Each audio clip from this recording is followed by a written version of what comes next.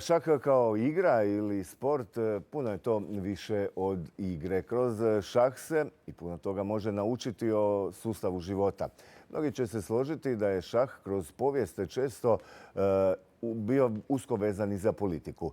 Šahovska ploča simbol je globalizacije svijeta. Hrvatska možda nema veliki broj šahovskih klubova i šahista kao možda prije 3 desetljeća, ali ipak Hrvatska, odnosno Zagreb, domaćin je ovih dana elitnog, prestižnog međunarodnog šahovskog turnira i to 6. put. Riječ je o United Croatia Grand Chess Tour koji je okupio najbolje svjetske šahiste.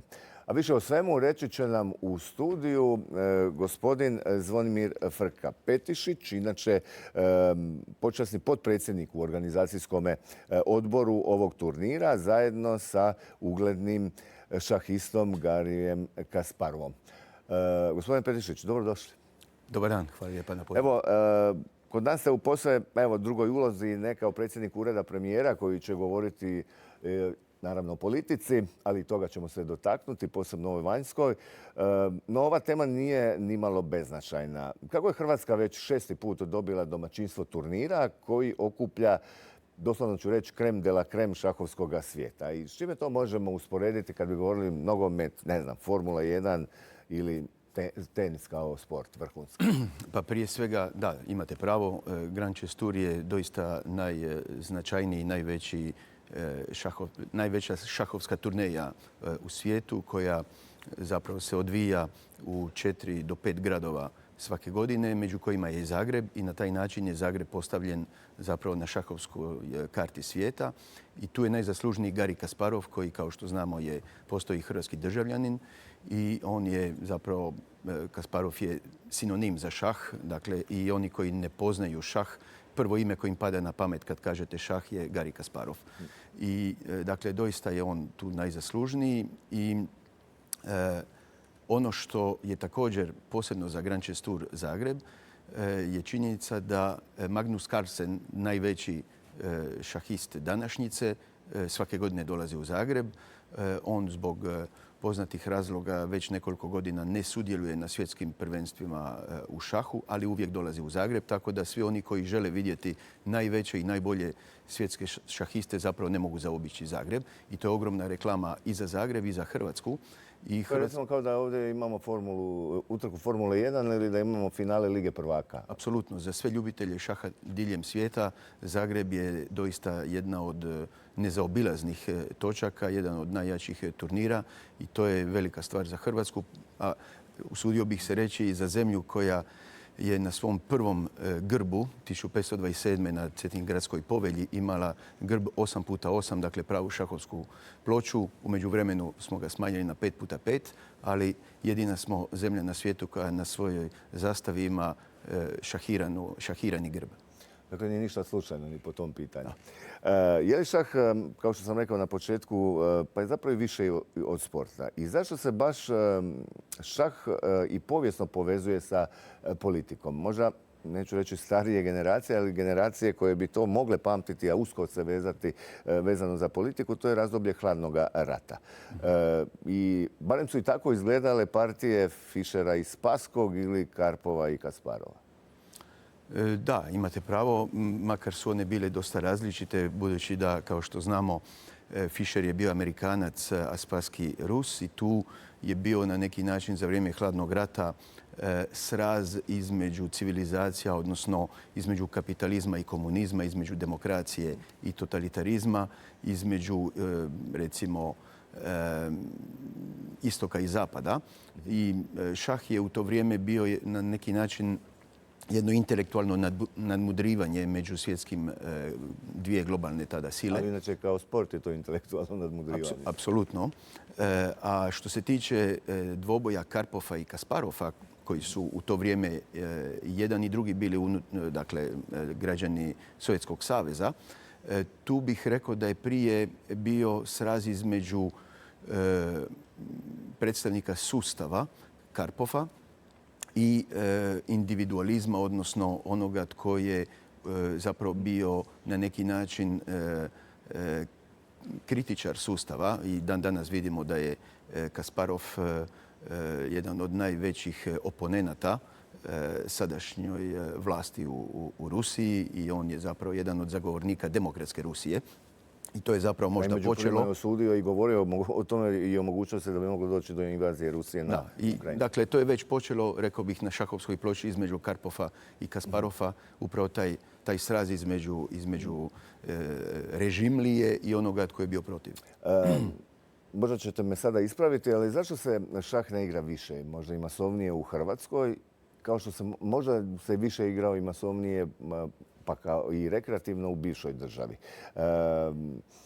Ovaj turnir već 6. put vjerojatno za cilj ima i popularizirati, zapravo raditi na većem interesu upravo djece za šahom. Pa ne znam da li se igra manje. Istina da možda 50-ih, 60-ih, 70-ih godina je šah bio jako popularan. Onda smo ušli u vrijeme nekakvih elektroničkih igara gdje je zapravo ponuda bila jako velika. Međutim, rekao bih da u zadnjih nekoliko godina i desetljeća šah proživlja jednu pravu renesansu upravo zbog toga što uspio iskoristiti sve tehnološke mogućnosti i proširiti interes i prema mladima. Dakle, danas možete igrati šah online, možete zahvaljujući raznim računalima raditi analize koje su bile nemoguće prije.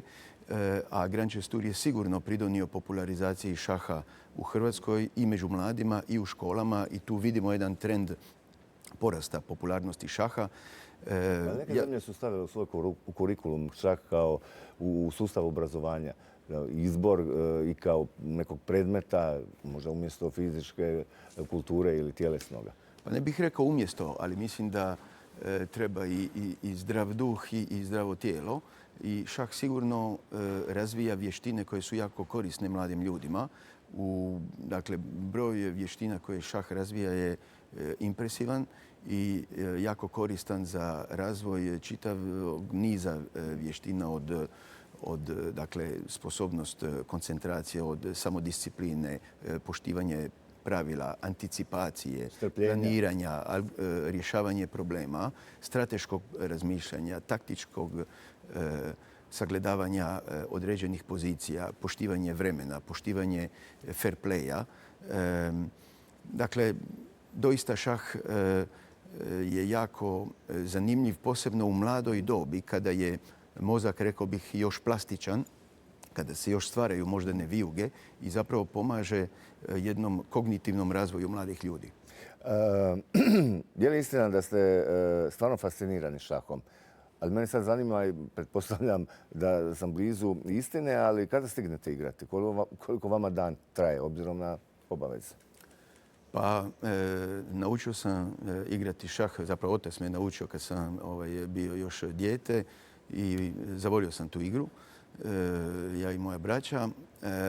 I igrao sam još prije rata u Parizu u jednom šahovskom klubu koji se zvao Kroacija.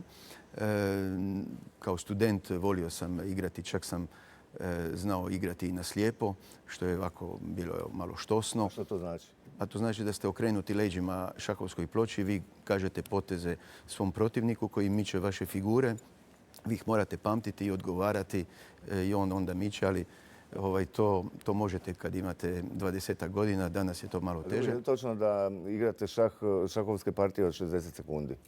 Pa ja, nažalost, danas nemam više vremena igrati pravi šah. Pravi šah se igra puno duže. To mi je frustracija što nemam toliko vremena, pa onda nastojim održati nekakvu, rekao bih, formu ili mentalnu higijenu tako što nastojim, recimo, 3-4 partije šaha od 60 sekundi zaigrati svaki dan kad uspijem. Čisto da ostanem u formi, ali to je sasvim drugačiji šah od onog ozbiljnog šaha koji se igra kad imate vremena razmišljati o svakom potezu. Je li u šahu pobjeđuju najbolji? Odnosno, je li šah može biti, ajmo reći, pravedna igra da pobjeđuju najbolji? Pa, u šahu pobjeđuju često i najčešće najbolji igrači, ali ne uvijek. U šahu uvijek pobjeđuje najbolja ideja, najbolji plan. Ali to tako i u politici? Pa, šah je bitka ideja. Znači, može jedan slabiji igrač u nekoj šahovskoj partiji u nekom trenutku imati bolju ideju. To se rijeđe događa, ali može se dogoditi. i uvijek pobjeđuje bolja ideja. Tako da to nije, rekao bih, sraz ega nego ideja. I nema faktora sreće po ovom što ste rekli. Ne, ono što, dobro ste to primijetili, šah omogućuje da možete nakon što ste izgubili partiju ili pobjedili, vratiti unazad svaki potez i pronaći trenutak kad ste pogriješili. Znači učite od svojih grešaka, to je jako korisno u životu. A recite mi, vas ću sad pitati, sigurno nemate titulu majstora šahovskoga, ali koliko u prosjeku, evo kad igrate šah imate poteza unaprijed u glavi? To je jako teško reći jer svaka pozicija je drugačija. Imate jednostavnih pozicija gdje možete izračunati možda i 10 i više poteza, a imate složenih pozicija gdje je jako teško izračunati i 3 pozicije. Dakle, treba znati da broj, unatoč razvoju kompjutera, nijedan kompjuter ne može odigrati sve moguće partije šaha. Broj mogućih partija šaha je broj koji ne možemo zamisliti. To je 1 sa 120 nula, a broj čestica u svemiru je 1 sa 80 nula.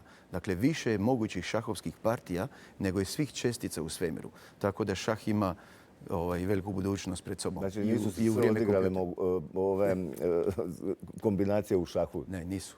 I neće. Sad za šaha, ali kažem i ovo što ste govorili o tome, o pobjednicima, odnosno o onima koji izgube i da tu nema faktora sreće, moram sada i krenuti na ova politička pitanja. Jutros opet žestoki, praktički divljački napad ruske vojske, zračni udar na Kijev.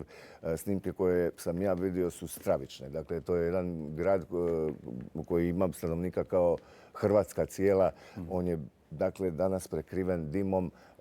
Za sad nema podataka o poginulima, ima više desetaka ranjenih, ali sve se to dogodilo nakon što je Trump evo sada rekao da neće više isporučivati oružje Ukrajini.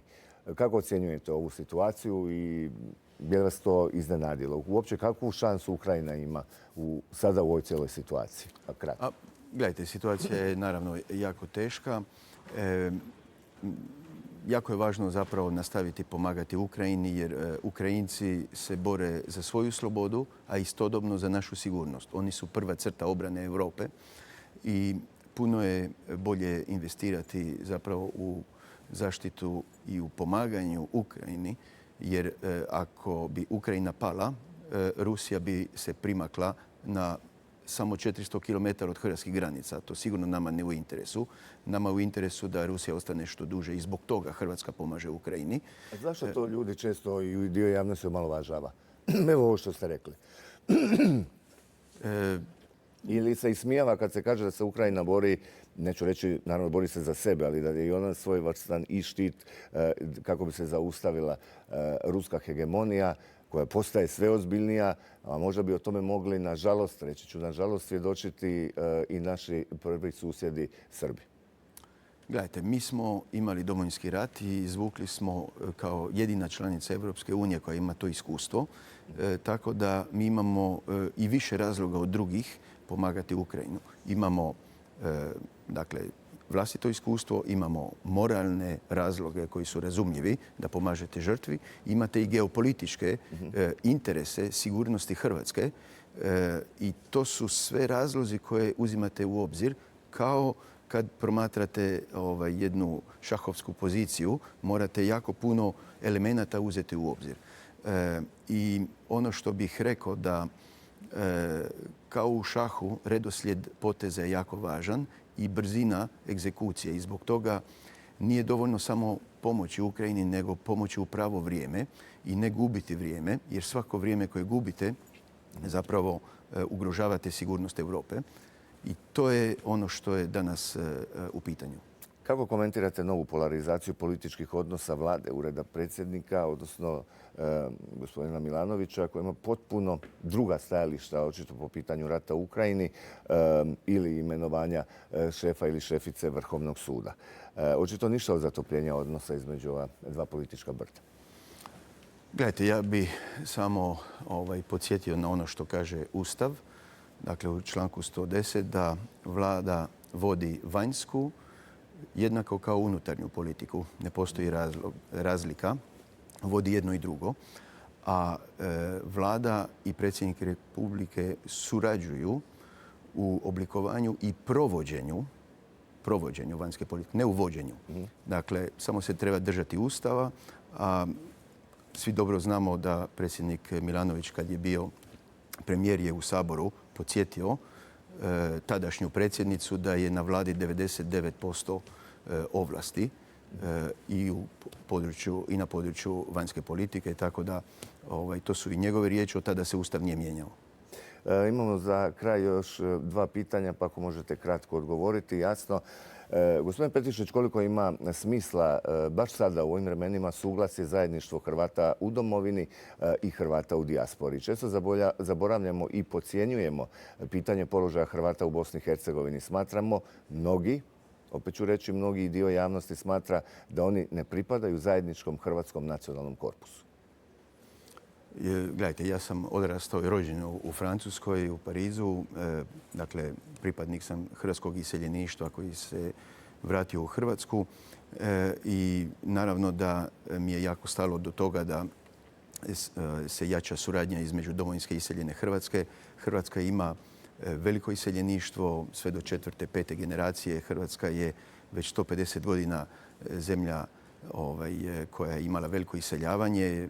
Da to nije bilo tako i do prije 90-ih, ne bismo danas imali 4 do 5 milijuna ljudi porijeklom iz Hrvatske diljem svijeta. Ali ja sad pitati... To je kapital koji trebamo koristiti da bismo jačali ne samo te odnose, nego i jačanje poziciju Hrvatske. Isto tako stvarali jačanjem gospodarske situacije u Hrvatskoj veću atraktivnost Hrvatske za povratak naših iseljenika. Ali paradoks je, gospodine Petrišić, da u isto vrijeme, recimo, često se divimo američkoj državi kao simbolu ozbiljne države koja, bez obzira tko je na vlasti, kada je u pitanju briga o vlastitim građanima bilo gdje na zemaljskoj kugli, odnosno onim građanima Amerike koji posjeduju američku putovnicu i dokumente i koji su državljani SAD-a. Dakle, onda govorimo kako je riječ o ozbiljnoj državi, kako to izgleda kad se država brine za svoje građane, sve Amerikance, državljane Amerike, a onda to pozdravljamo, ali isti takav primjer po pitanju Hrvata u domovini i Hrvata u dijaspori ne da omalovažavamo, nego osporavamo. Ne bih se složio s vama. Mislim da je jako puno toga učinjeno upravo da se olakša i omogući svim Hrvatima diljem svijeta koji žele regulirati i steći hrvatsko državljanstvo da se to olakša. I hrvatska putovnica je danas jedna od najcjenjenijih putovnica u svijetu. Vidjeli smo i u zadnjih nekoliko primjera gdje su poznati Amerikanci poput Beličika ili nedavno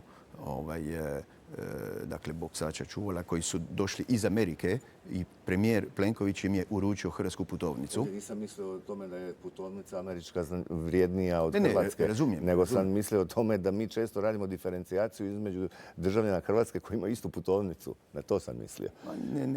Ne bih se složio. Mislim da treba jačati odnose između domovinske i iseljene Hrvatske. Treba koristiti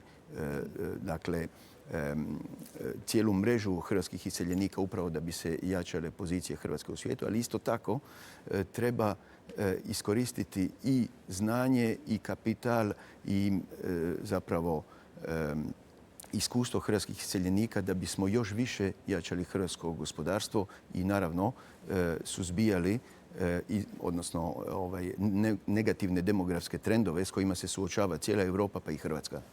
Gospodin Petrišić, hvala na dolasku u Studio 4. Evo, od šaha do politike mala je granica, kako se kaže. Hvala vam lijepa. Hvala. Toliko ovim prvim vijestima upravo o temi povezanosti i veza Hrvata iz domovine i dijaspore, o čemu je jučer počeo i susret, odnosno sastanak Vladinog savjeta za Hrvate izvan domovine na Plitvičkim jezerima. Biće naša iduća tema, dakle, nakon vijesti. Gost će biti Zvonko Milas, državni tajnik Središnjeg državnog ureda za Hrvate van Republike Hrvatske. Vidimo se.